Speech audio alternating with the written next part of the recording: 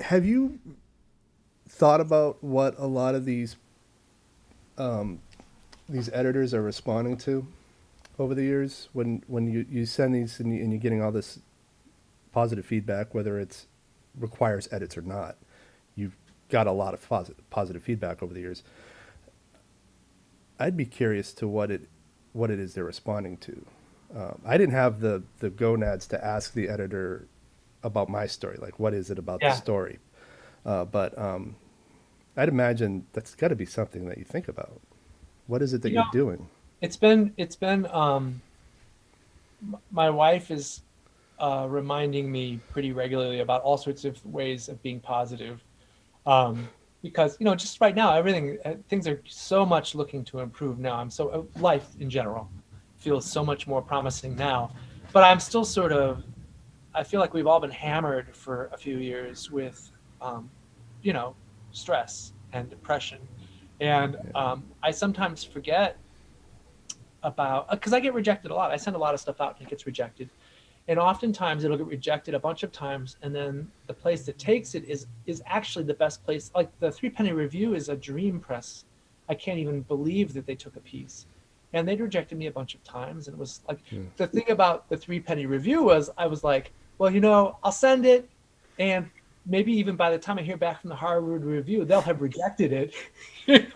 So if I need to plug it back into the Harvard Review piece, at least I'll have tried. So I was really playing a little fast and loose with like the situation itself.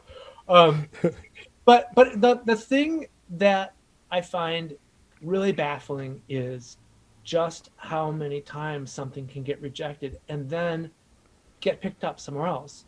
Um, and I think it's just a matter of, uh, I edit a literary magazine too, and we have screeners, and they're very thoughtful.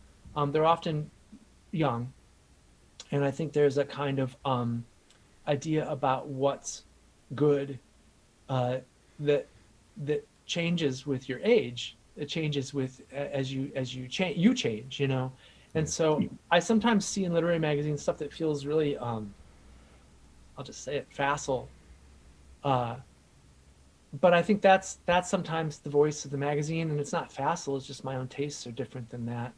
But I get rejected a lot. Uh, I keep telling my wife I'm gonna write something um, much different from my normal ways, and then I don't know how to do that, so I just keep going. But I do think that, to get more to an answer, uh, I just don't think you can know. I had a piece. The main editor of a magazine wrote to me and said, "I love this story, but I couldn't get my staff to go along with it." And it's, you know, I have to. It's a collective thing here, and so I can't just say I want it. Yeah. And so it got rejected. So I don't know. I Yeah, I don't know. remember that story. And that was a really like an honest and sort of bittersweet form of feedback. Yeah, yeah. It was a more of a lament, because this person was like, he's actually a he was a famous poet.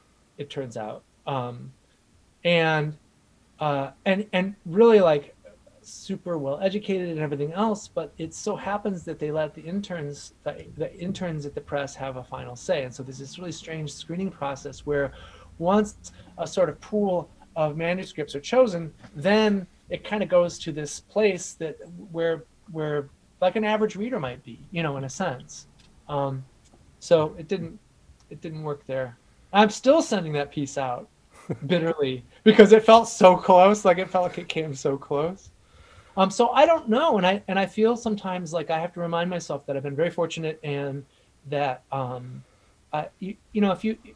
if you look at social media, you get a sense that there's just this one thing that everyone's interested in, and it's sometimes easy to really fall into a kind of despair about how that isn't you.